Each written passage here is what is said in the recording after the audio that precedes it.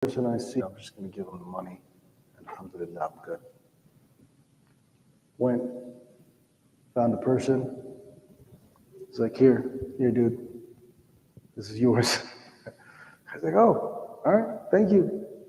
He went. It's like, alhamdulillah, man, I gave a good amount of wealth. Sadaqah today, happy. The next day, he's sitting in the restaurant, talking to his friends. He's like, said, I thought I saw you giving this guy. He's like, yeah, I was. I did give him some sadaqah yesterday. It's like, that guy's a thief, man. That guy goes around robbing people all the time. Like everybody in town knows him. And he's like, oh man, I can't believe my sadaqah just went to waste. It's gone. But he's like, you know what? I had good intentions. I'm going to go give that sadaqah again. He got the same amount.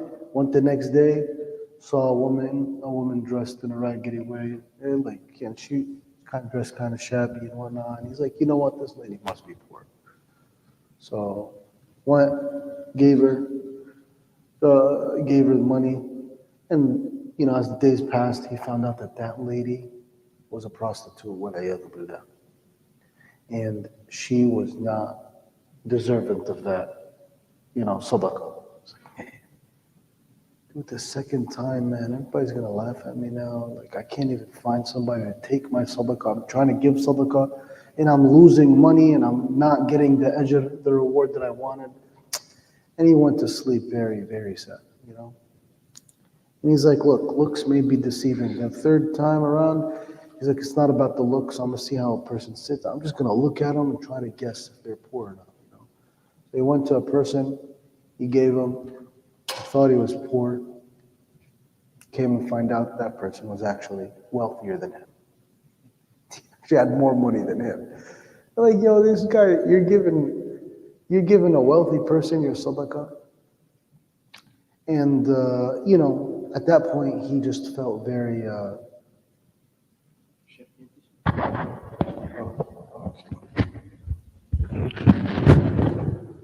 So at that point, is this better? Okay. So at that point, he was very depressed over what he was, what he went through. Like all his money just went to waste. And he gave the wrong people. He gave a thief and a prostitute and then a wealthy person who has nothing to do with sadaqah. Like this guy's not poor at all. He went to a scholar and he explained his grievances. The scholar told him, don't be so harsh on yourself. Maybe what you did is good. That's what Allah subhanahu wa ta'ala intended. That's what was decreed. Not everything is bad, but rather you got to change the way you look at it. He's like, when you gave this thief some money, perhaps that money made the thief not steal that day for a couple of days. Or when you gave that prostitute the money, she didn't have to go and do her haram to attain money, right? So that wealth actually went a long way. He's like, and perhaps when you gave the rich person, that rich person, he saw somebody that has less money than him give money, and he'll feel sad, shy, and start giving money the same way you did. And the impact of your sadaqah is huge, but in ways that you didn't think were possible, or your paradigm wasn't there. And now today, inshallah, I want to talk about something that's extremely important. It is the way we look at our deeds and our actions, the things that we do for the sake of Allah. Sometimes we're doing stuff like we do we're doing an all-nighter, right? And we intend for it to be a certain way. SubhanAllah, I did so many of these things, right? The all-nighter, you want it to go a certain way, and then it goes a different way, and then you end up having a certain conversation with a group of guys, and then, that just impacts their lives. It has nothing to do with what you planned. but it went a certain way that Allah wanted it to go. Okay? Because who's the best of planners? You or Allah? Allah subhanahu wa ta'ala. But one thing we need to do so that we are not held down or bogged down by things that don't go our way in life is shift our paradigm. Shift the way we see things, the way we think of things. And that's what Rasulullah sallallahu alaihi wasallam used to be a master at. He was a master at changing the paradigm. When a person came to him, he said, Ya Rasulullah, I want to be with you in Jannah. I want to be with you in Jannah. That's all I'm thinking of, Ya Rasul. That's all I'm asking. You know what the Rasul sallallahu alaihi wasallam said? He said, أعني على نفسك بكثرة السجود. He's like, help me bring you to Jannah with me by doing a lot more sujood. Allah. You guys feeling it now, right? You're like, how many of you guys slept today? Who's been up since Fajr? Fajr of yesterday. Like Fajr of Saturday. All right, good. You too. Alhamdulillah. Yes. I've heard the same hadith from 4 or 5 different teachers over the past week. Oh my I God. don't understand. Why? I don't know, but it's just been coming up at me every single. There's It's been almost a daily occurrence. There's a sign, man. There's a sign. But the whole point is, from me mentioning it, is how the person was thinking of Jannah, and the Rasul sallallahu alaihi wasallam shifted his pattern of thought. Like, think of your salah, all right? Instead of thinking of me going to Jannah. Another hadith is a woman came to the Prophet sallallahu alaihi wasallam, old lady, and she's like, Ya Rasulullah, am I from the people of Jannah? And he's like, in Jannah, old women don't go to Jannah. So the woman got sad. And, the Prophet ﷺ joked, but he joked with the truth, right? He never lied. He said, yeah, old women don't enter Jannah. And then she started crying. She's like, no, I knew it. Horrible. And then he's like, no. Don't you know that Allah subhanahu wa ta'ala said, إِنَّ جَعَلْنَهُنَّ أَبْكَارًا عُرُبًا أَتْرَابًا لِأَصْحَابِ الْيَمِينِ. He's like that you'll become young and beautiful again. You won't be old in Jannah. He's like, really? He's like, yeah, you'll be young. Like, what do you think? So now she left thinking of what? She was just thinking, will I even make the cut? Now she's like, man, can't wait till I'm young again. Right? What did he do? He changed the paradigm. Sometimes, all you need to do in life to fix things up is change the way you're looking at things. That's all you have to do. It's like, it's right in front of you. The solution is with you. It's in your mind, guys. This mind has a huge impact on us. The way we see things has a humongous. Look, they did a test on a frog, right? And they because the frog's mind is, they said, very similar, like the way it thinks and stuff like that, to the human being in some respects, right? Like in some respects. So they took a frog, they put it in a big glass of water that's surrounded with like this slippery stuff. So the frog couldn't climb and jump out. Right? They dipped it, the frog swam, would dip under, and come back out, breathe, dip under, come back out, breathe. It kept swimming. It did that for 4 hours. Then it just gave up, sunk to the bottom, and it died. But no, it didn't die. They took it out right before it completely died, and they did like some frog CPR to it. Right, and the water, I guess, got out of the frog's lungs, and the frog now lived. They let it recuperate for for a little while, like a few days. And then they put it in the same cup to swim. But now, the frog, what? Now the frog knows that it survived. It's like, yo, I survived last time.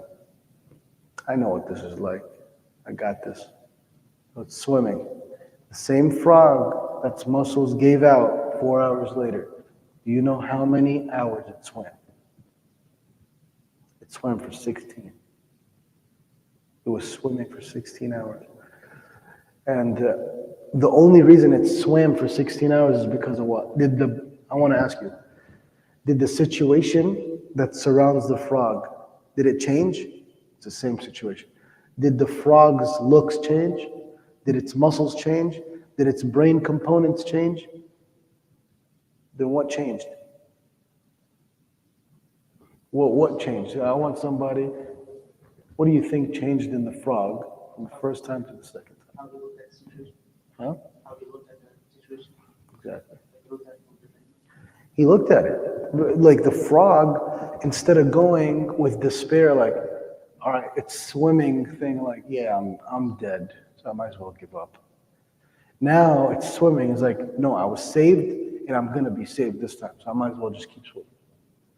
Right? Like, we need to not give up, because you know what? Sometimes, guys, when the paradigm is not shifting, you know it's not clicking. Like that old lady, if she just never came to the Rasul Sallallahu Alaihi Wasallam and she's just always stressing and grieving over stuff, that could have been her life. But the Prophet Sallallahu Alaihi Wasallam helped her shift. So you need to help yourself shift, and you need to shift for others, like your friends. When your friends are talking and they're looking at things the wrong way. You know, my parents, they're just, too harsh on me. They want me to do this and that. They're forcing me to take this class. They want me to memorize. They want me to study, and they want me to go, and they want me to do, and they want me, oh man, I just, all this force, I just feel so forced to do things. And a person's thinking of that force. But subhanAllah, the moment somebody comes to this person, be like, yo, subhanAllah, man. Imagine he sits down next to a person who's complaining about his parents. Yeah. He's like, oh, really? Your parents put you in that? Yeah, I wish I can. My parents can't really afford that. Oh, man. And my mom, she's always telling me, do this, do that. He's like, oh, my person next to him is like, yeah, my mom died a couple years ago. I wish she could be alive, just to tell me to do anything, pretty much. It's like, yeah, but I feel very like this and that and overpowered, like I'm forced. He's like, hey, my dad, after he lost my mom, got addicted to drugs, and now he's trying to force, he doesn't mind if I do that too. And wait, my father's trying to, now the kids say my father wants me to do something good. You know what I'm saying? His father's trying to get him to do bad things, right? Haram things. So this person with this one conversation, what happened? Their paradigm. Now the way they look at their situation shifts completely. So I want you to look at any problem that you have in life, guys. And instead of thinking of solving that problem with some drastic measures, think of how to fix the way you're looking at it. How to fix what? The way you're looking at it. Sometimes, guys, when you give up, when you fail to shift, when you fail to adapt, خلاص, you just lose it. You're finished. They say they put a shark in a tank. SubhanAllah. How give up? They put a shark in And a shark is a very intelligent fish, by the way. They put it in this big tank and they starved it till it was close to death. They had in this huge pool, they had a big glass wall. On one side, they put food. They put chopped up fish. They put blood. The shark could smell it. So he went to swim towards it to eat. He could see it. The shark could see it. Shark could smell it. The shark knows its direction. It's heading there. Boom, its nose hit the glass wall. Swam back. Boom, hit the glass wall. Boom, hit the glass wall. Until it got dead. The shark just gave up. Like, man, there's no... That's it. It's over for me. You know what happened? They removed the glass wall. They dropped it. And they put the fish, the smaller fish, and the food and everything with the shark in the tank. Right before it was like on the brink of death, it just gave up. It's just swimming around waiting for its day to come. The small fishes came and they were swimming around the shark. They say the fish was in front of the shark's nose and the shark wouldn't even open its mouth to eat it. Days later, the shark died from what? Starvation. Because it just didn't open its mouth to eat. What do you think the problem was with the shark? Huh? Yeah. It was set. What else do you think the problem was? It gave up. It gave up on what? There's no point in trying, right? You know when a person gets to that point, guys, even the best opportunities in your life would disappear if your mindset isn't right when that opportunity comes to you. So I want you guys to think of this, digest what I just said. Pinpoint something that frustrates you. Think of something that frustrates you in life. Something that happens, makes you uncomfortable, and you don't necessarily think it's good. Think of how you can change the way you think about it. Okay? That's it. You know, if you do this, if you find this one thing and you think of how to change it, wallahi, or if you think of asking somebody about how to change it, then mashallah, you're going to not get held down in life. Keep moving up. Jazakumullah khair. That's all I had to say, inshallah. Right? Keep adjusting your paradigm. The world changed with the paradigm. You know, by the way, any of you guys ever study physics? Sorry? Did you ever study physics?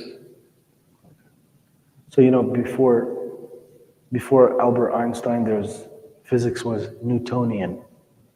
Okay, meaning the principles of Newton, Isaac Newton, were in place, and they imagined the world to have like this gravitational pull to it. And then Einstein came, and he's like, no, the earth doesn't pull anything. It's the universe that pushes. And that's called Einsteinian physics. And that's what made nuclear power possible. Just that shift. Just that. That's what made all the missiles and all like NASA, flying to space and going to the moon and the first with Newtonian physics, with that paradigm, we as a humanity were incapable of going to outer space, building satellites, all that type of making nuclear power. But just with this paradigm shift, just by seeing it differently, all the calculations, everything changed. And now guess what? You can do all that. So sometimes your paradigm shift is what's stopping you from unlocking all the potential you have. SubhanAllah. May Allah bless you guys. Barakallahu feekum. Anyone have a question about anything? When you were talking, when you were talking about how to advise someone on how to change the way they're looking at a situation, the way you said it was kind of just showing them that there's a negative side to it. But how can you make someone change the way they're looking at something without asking them? There's no set kind of standard.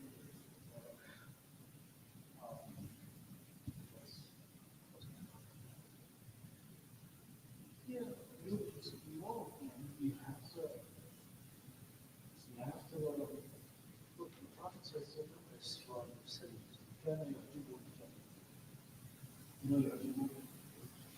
يعجبه impressed. You know what I'm saying? Simple. You know, everybody talks and everybody's chit-chatting. Oh, I'm selling your opinion. You're not supposed to sit in a similar circle.